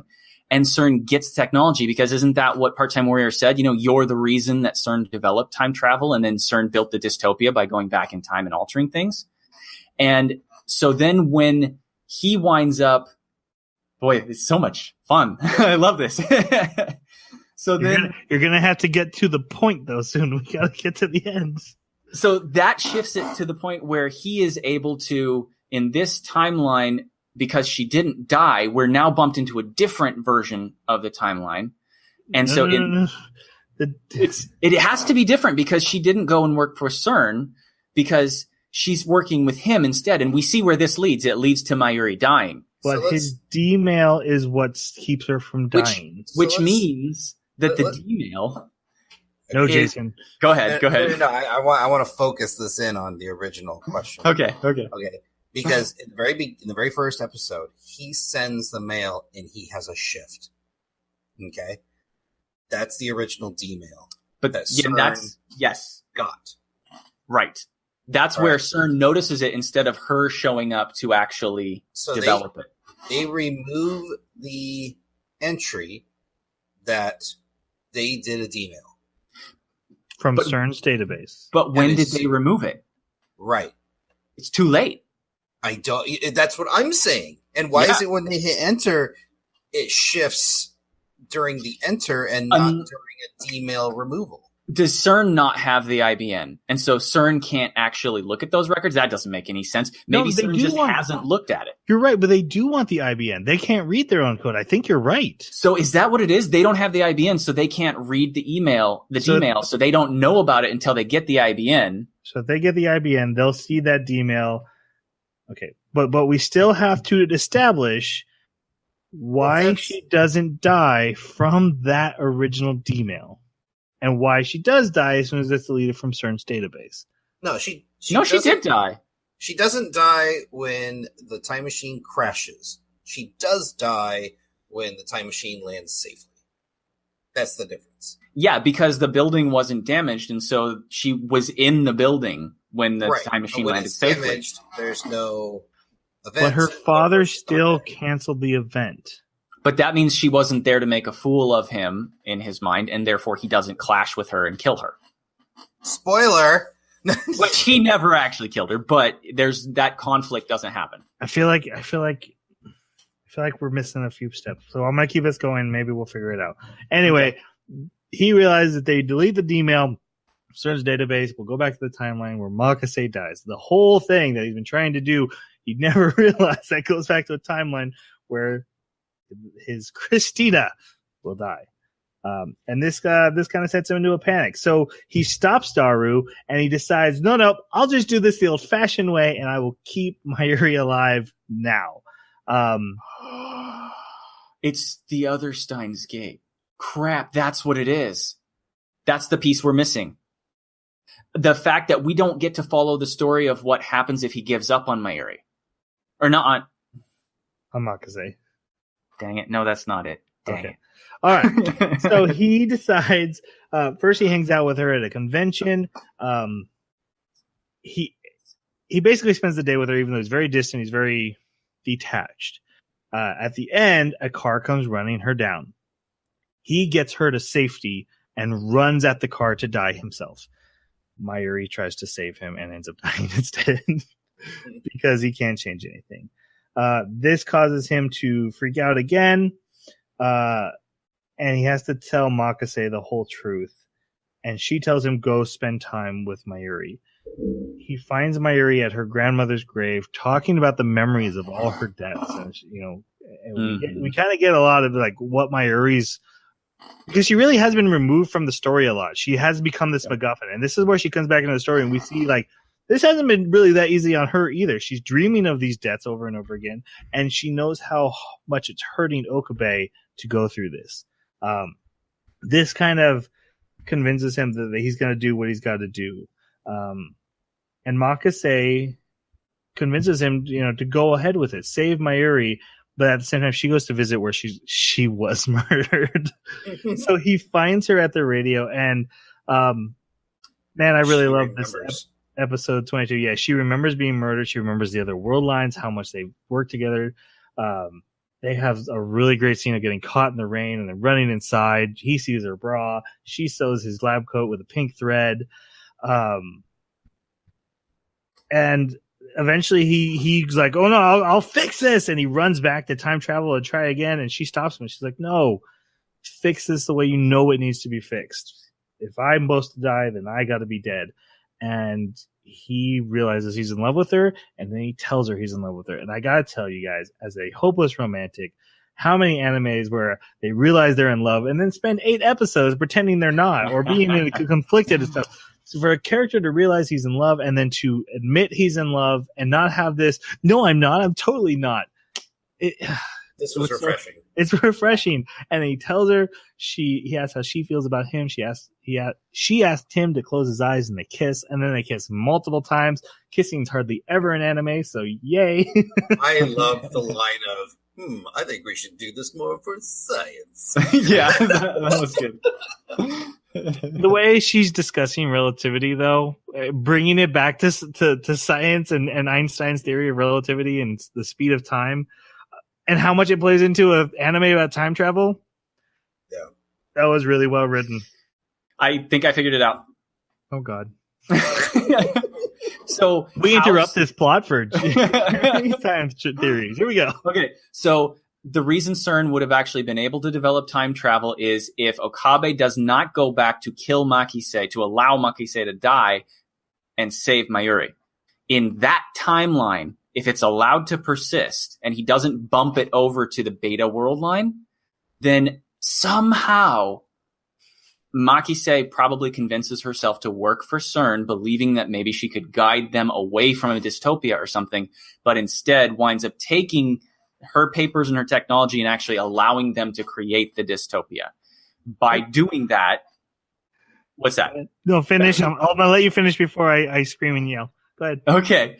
By doing that, we have the resistance form with Okabe, and then we have Part-Time Warrior being sent back, and we have our loop at that point. That loop requires him to have continued living without going and saving Mayuri. Okay, so the reason Makase dies, or the reason Makase doesn't die, is because because of Part-Time Warrior showing up. Because Part-Time Warrior is coming back to try to stop World War III. But not World War III. CERN. CERN. So she shows up to stop World War III. Makase dies. If she shows up to stop CERN's dystopia, Makase lives and creates the dystopia. She actually created her own paradox. somehow. Everything about that makes sense because it explains why Makase would leave the building. It doesn't explain why her father pre-canceled his seminar and she was giving a seminar instead on why time travel can't happen, where in the original, in the beta world line, she has a paper on why time travel can happen. But when he goes to her seminar in the alpha world line, she has a theory on why it can't. You're very correct about that. That implies a difference much farther back than anything Part-Time Warrior did. Yes. Mm-hmm. Okay, we'll keep going. You stew on that one for a while. Well, I think it has something to do with... Actually, I have a quick theory. Go for it. When they delete the original D-mail from CERN's database, I think that them getting word that they found time travel allowed them to go back even further, thus causing this whole thing. I think you're right, because CERN has been meddling in the past now that CERN has the dystopia, which would mean maybe CERN goes back and actually guides her a little bit in subtle ways she may not even realize to develop a paper like this instead. That's good. That makes sense. That's better than anything I have. So that I'll go with that. So he does then go and deletes the original D-mail. This is just about to tell him how she feels. Yeah, she runs into the room to tell him how she feels because she had left. Which I don't like. Why leave? You're about to be time travel to a world where you die. You know, just go have a beer or something. I don't care. Yeah, that's true. I had talked about the Okabe's voice actor, and this scene really, really, I thought was just so phenomenal because when he's declaring his victory of, I changed the world lines like I was supposed to, and he's doing it in his Kyoma voice.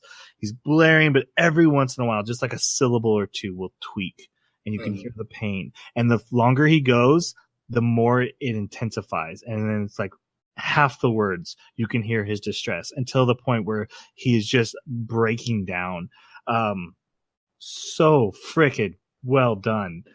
And like the fact that they took in that whole Kyoma joke, the thing that's been a joke this whole time, like, wow, why does he think he's a mad scientist? And use it to really just enhance that pain that he's going through. So good. I was so impressed. Okay. But then he gets a call from Suzuha, the part-time warrior, saying, hey, I need your help to save time. And he's like, F you. Yep. He's not happy. This was weird to me because I saw this as, it's not quite a conclusion because, they saved Mayuri and they sacrificed Kurisu. That's a great tragedy. I feel the pain. I feel everything that's going on. They did a great job, just kind of coast it out and let it go. Let it finish here. But then having it go the direction it's going to go now, kind of, I think this is what you were talking about, Jason, where it was like, it almost felt a little bit weird, clumsy, like it feels like an end. Why didn't you let it end? I don't think they should have. I mean, I do like that they didn't let it end because it's a much bigger story. There's more to tell than just this. Yeah. But it was weird. So now that he's jumped world lines, does that mean the other world line that goes to dystopia is still moving forward without that particular consciousness? Are we doing this now? Do we want to talk about... We're in 22-23. You promised. Okay, so there's... I was going to wait one more. All right, I can wait one more. One more. Okay. Because 23 is very much a splitting point and because 23B exists. And I feel like 23B is proof that world lines don't disappear. And that's very much a question that you have to ask yourself as you watch this. As he's traveling from world line to world line, they mention merging together or deleting old world lines, but they can't know. There's no way you would know. And if 23B exists and is canon, just like 23A is canon, that means the world lines stay. And that's horrible. Right. That means, okay, so Makase gives a speech after they're kissing before they're kissing, how there's going to be so many world lines with her existing. That's right. That even with a world line without her, she'll still be there because her residualness, her soul will live on. That means with the one world line that Mayuri's living, there are so many she's dead. There's like a whole bundle of Mayuri's dead rope. Yeah, she's trying to be uplifting about her own upcoming death, but if you flip it on Mayuri, it's like, oh my god, that is depressing. Right. Okay. So let's do 23. Basically now, instead of CERN taking over, World War III will happen because of the current timeline. Mm-hmm. And the only way to stop it is to go back and save Makase. He agrees with the encouragement of his friends that he'll do it, but to save her. He doesn't care about World War III. Mm-hmm. We had talked about the very first episode, and it's why I don't feel like last episode should be the ending, because the first episode exists. And when you watch the first episode, so many specific events are shown that you're like, this is definitely going to come back, and this is when it does.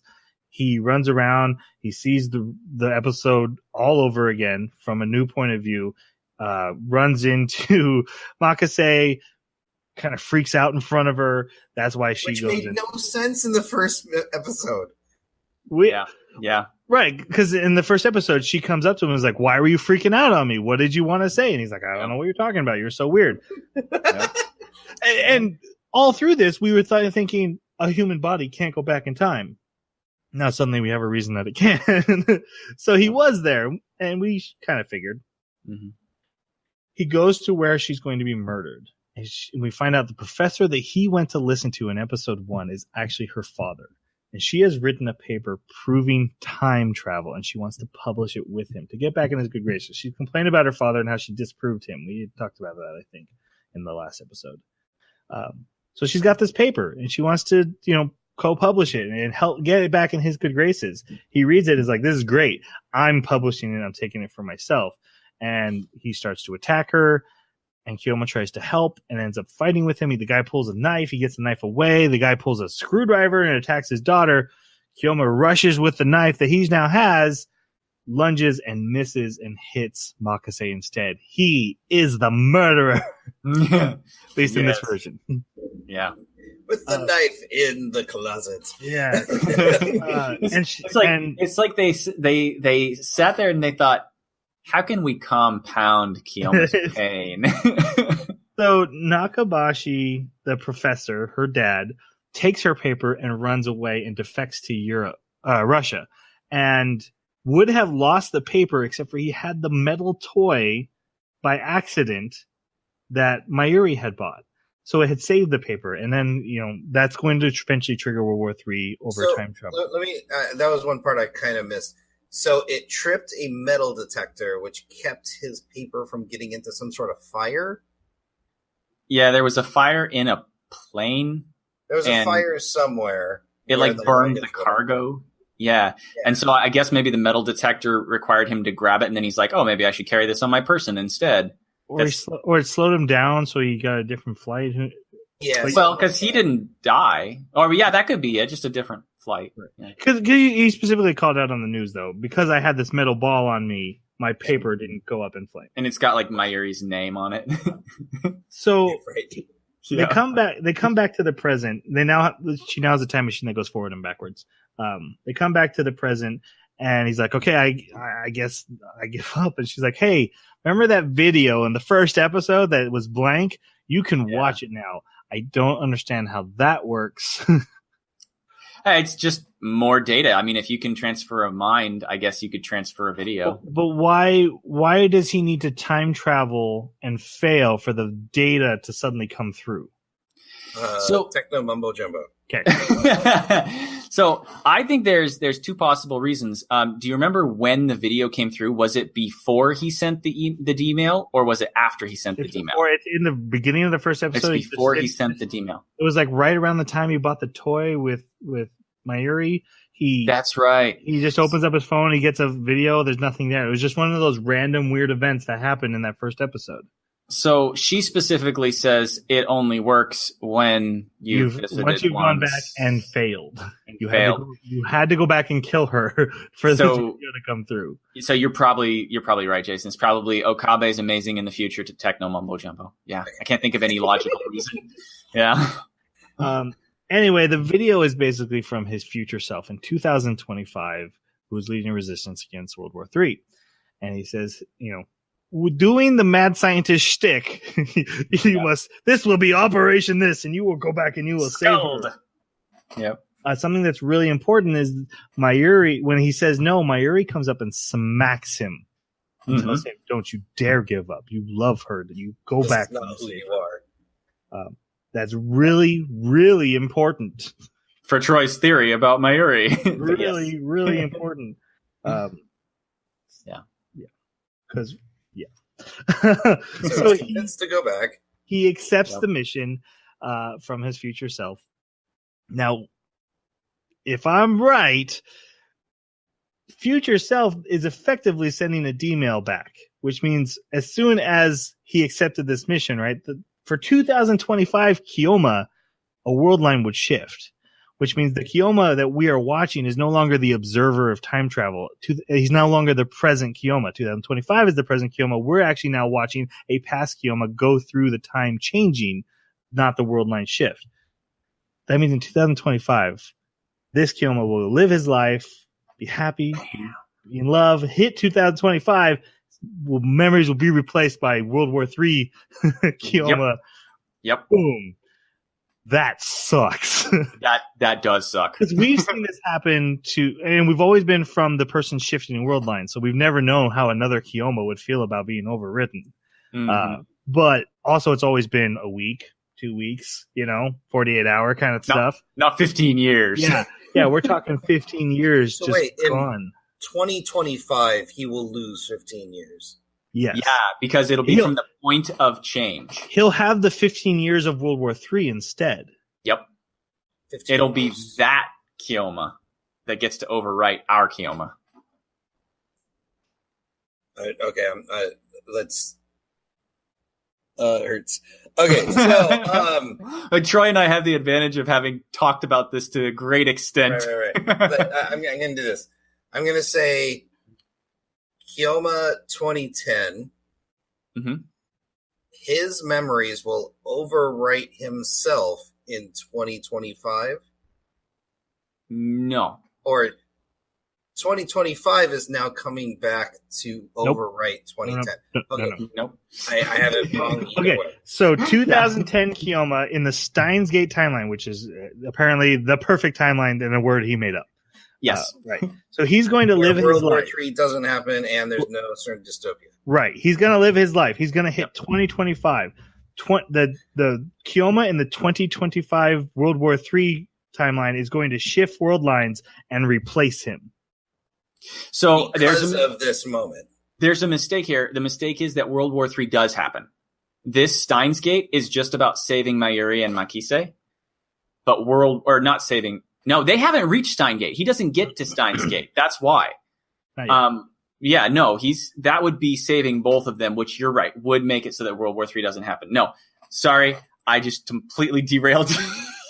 Also, one thing I did want to call out, I read this somewhere. The video is called the Nostalgia Video or the Nostalgia Drive, which is one of the names he wanted for D-Mail that got rejected, and he brought it back for the video. Oh, that's awesome.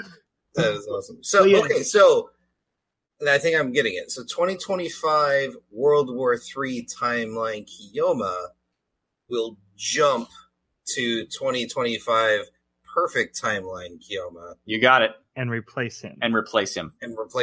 Meaning, all those happy times will be replaced with resistance fighting. But he'll end up in a great place. Yeah. For that Kioma, it's great. It's great. He spent 15 years resistance fighting, then he wakes up and hey, he's in love, his friends are all here, everyone's alive, the world's great. But the Kioma that has to spend the next 15 years falling in love, being with his friends, he's gone. So that actually leads credence to the idea that these world lines continue despite Kioma. Kinda. Well, I mean, how does that lead credence to it? Well, the transfer would never happen because that world line would never have happened if that's the case. Well, from everything that I've seen so far, they've presented it as if a world line shift is essentially the active world rewinds, goes back down time until it can reach a point where it would have transitioned, and then it goes back up to the point that it was at. Yeah. And so it's writing new memories. I don't know if to prove it because even if like world lines are disappearing, the Kioma that world line shifts, he's jumping across world lines. So my point is that if they prevent World War III timeline and they prevent CERN dystopia timeline, and they're on Steins Gate timeline, that means so unless the other they're not one keeps, on Steins Gate, they're on Beta. Right, but World War III doesn't happen, right? That would be Steins Gate, yeah.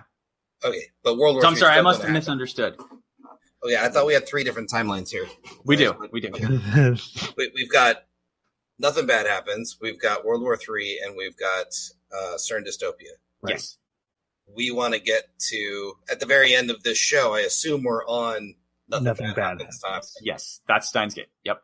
Okay, so if we do this thing that shifts there, and the other ones don't exist anymore, how can he transfer over in 2025?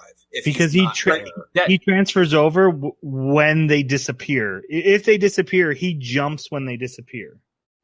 Yeah, no. There's a fundamental change here, and that is that every time that Kioma has jumped so far in the series, that's exactly what he's doing. Like that world line ceases to exist at that point. But the way that it was presented and the way that I understood it is when it rewinds and then it rewrites everybody, after it gets done rewriting him, like that Kioma lives through all the events of that world line alongside everyone else. At that point, reading Steiner kicks in, overwrites that Kioma. So it wasn't a direct jump over, like they weren't parallel. It literally was a climb back up and then run back down and then overwrite. Well, the part that's hard about it is we've always, for up to this point, have always seen the observer Kioma or the present day Kioma, the Kioma that's going to shift the world lines. And so we see it from his point of view. We see him go from a world line that no longer exists to the new world line he created. Like the party that happened that he didn't remember. Right. Exactly. Yes, exactly. In this case, we're no longer with that Kioma. That's 2025 Kioma way up ahead. Yeah. We're now with the Kioma that is going to experience the change, but the one that's actually world line shifting is way up in 2025. And that sucks. It does. Yeah. Yeah. I wonder if that timeline exists anymore once they make the change. That's a different question. So that is something to discuss. If you cut it off and there's no more timeline to exist and go, does that mean all of that history disappears? So quick thoughts. When world line shifts, and they do offer multiple theories of that on this in the anime. Mm-hmm. You guys think what happens to the old world lines? Do they merge? Do they completely disappear? Or do they keep way I've understood it so far is all of them run parallel. Okay. The way I've understood it is that there's only one active world line, and it jumps between potentials. So you will have parallel potentials, but there's only one active world line at any given time. And to shift over, it rewinds and then fast forwards. I would have 100% agreed with Jeremy until I saw 23B. And if 23B is canon, that means both world lines continue to exist. And they do. Now, they 100% say Jeremy's thing in the anime. They do say, they merge or we're deleting them. They call those out specifically, but they also can't know. They can't know. Yeah. Now I watched 23B and I didn't see anything to change my mind. So I'm curious what changed your mind. Okay. Well, because 23B leads into 0, and if 0 happens, that means that world line happens. And then also we have our episode 25 world line. The Steins Gate world line. If they both happen, it matters. Do you see Steins Gate 0 as a what if, or as this is actually just happening in another world line parallel to the world line we left? I see 23B as happening between episodes 23 and 24. Like 23B had to happen. It's an imperative part of Steins Gate as a whole. Steins Gate 0 had to happen to present the video that would motivate him to actually make the change that gets him to Steins Gate. I don't think Steins Gate 0 is over. So, they could definitely get to the end. It's definitely still dealing with this. We're in the bad timeline. There's still time travel. They talk about time travel. I watched the first episode. They still very much talk about the time travel. Even though that's not, it's about AI actually. But they very much so reference time travel. Yeah, so it would be as real as their trip to the Alpha timeline. So, but we would be watching it during the events of them being on the Alpha timeline. This time it would be the 0 timeline. I can live with that. But the only thing that I have to back it up as far as evidence, again, I totally agree. These are just claims made by Okabe and Makise. There's really no way for them to know and no way for us to know.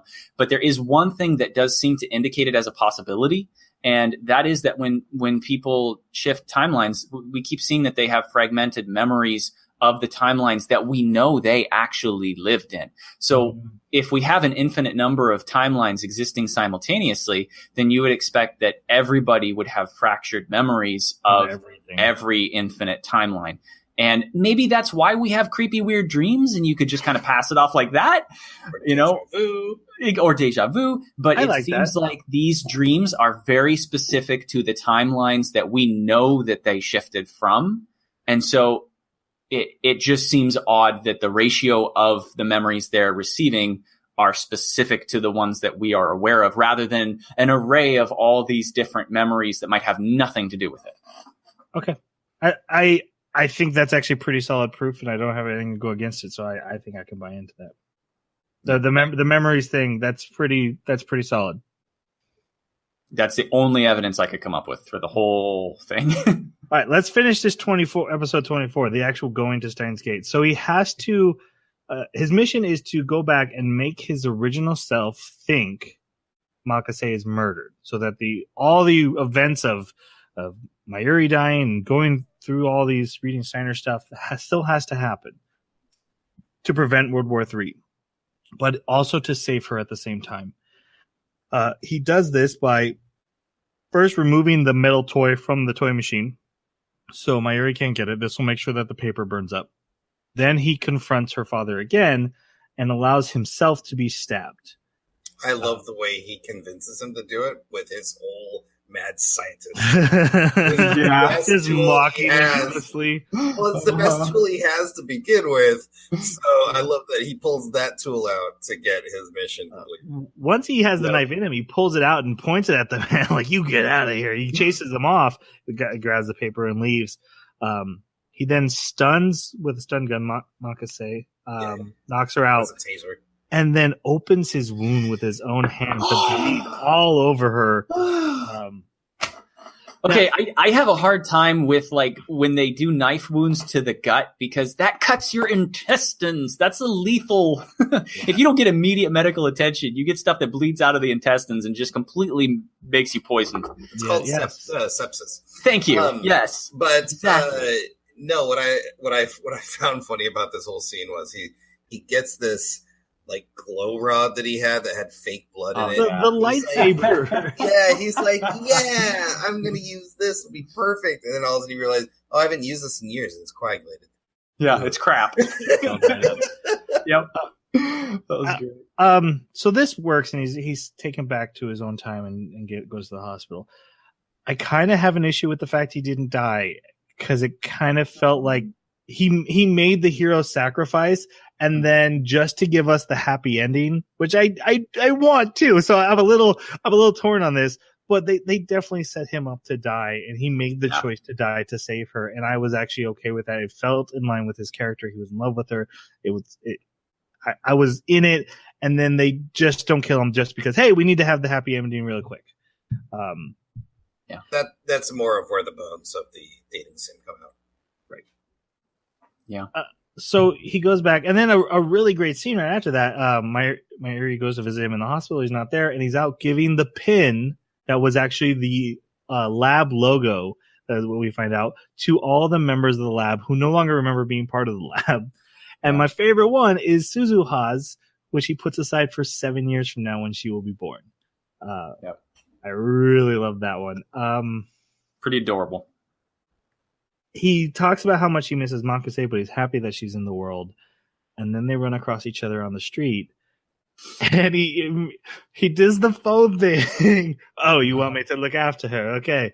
And then he calls her Christina and something else, and she turns around and yells at him. And then is like, wait, why am I arguing with a perfect stranger? And it's like, it was perfect. It matched the character so good.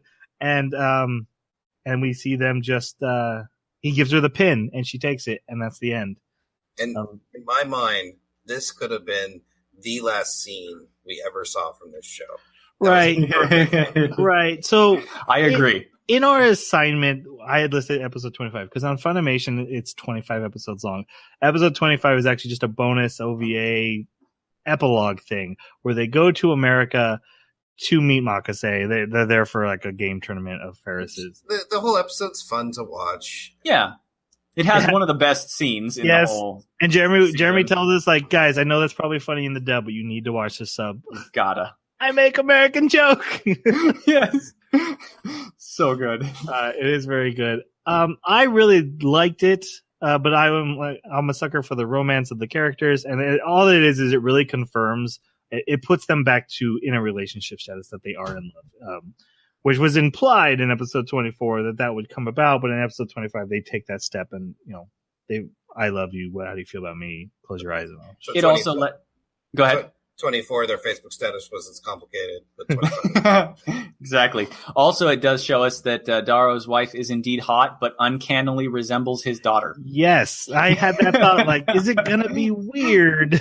Yeah. And in the English dub, it's the exact same voice actress. I don't know if it's in the. Oh, that's funny. Yeah. So not only does she sound exactly like her, she looks like her. I think it is in. It's a very fun episode, but I can see Jason's point, but I enjoyed it. So if you weren't able to watch that, I wouldn't worry too much about it. If you do want the extra epilogue, I think Jeremy, you found it on YouTube.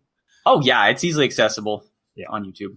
So is 23B. 23B, which is a alternate route. It's really a prequel for Steins Gate Zero. Steins Gate Zero is a sequel that takes place in the World War III timeline.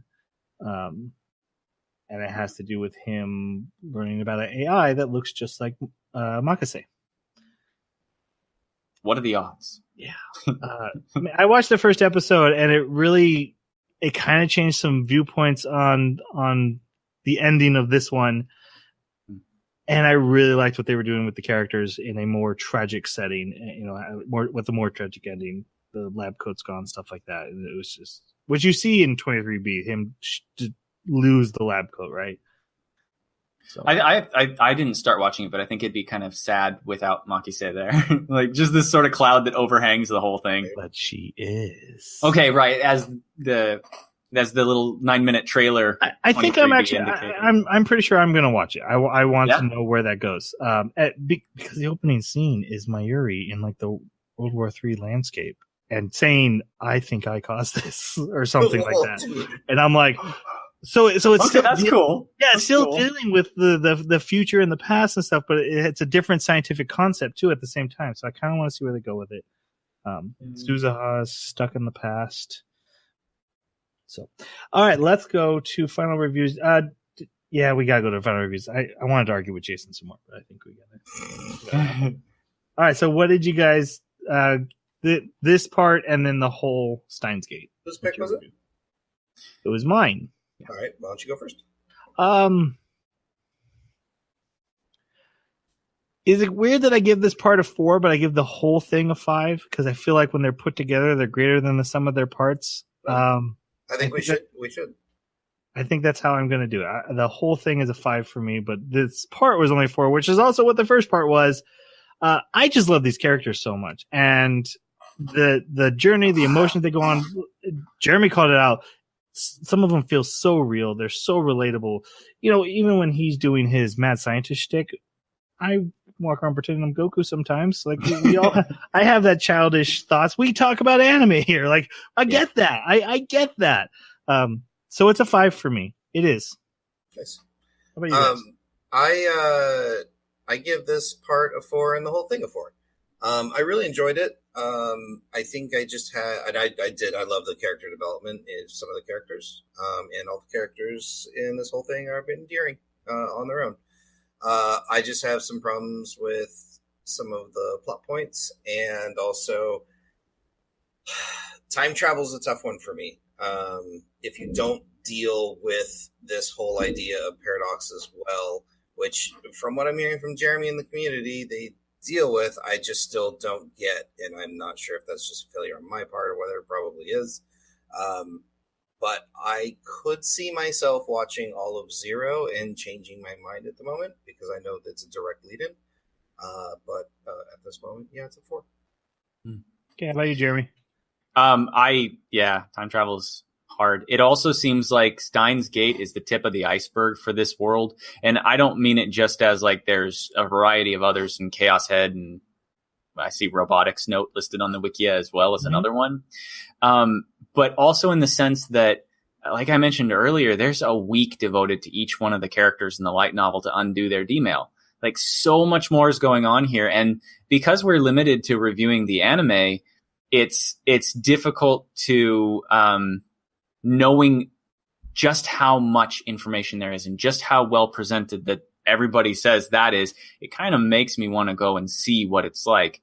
But the anime on its own, I thought it did a great job. It was too compressed for me, and I think it's telling that they have to make Steins Gate 0. And I mean, you could argue they didn't have to, but I think to complete the story and eliminate whatever confusion might exist about Steins Gate for just anime viewers, Steins Gate 0 has to be like created and inserted into the existing story. I don't know if I feel like that's its purpose, but like I said, we'll see. Yeah, we'll see.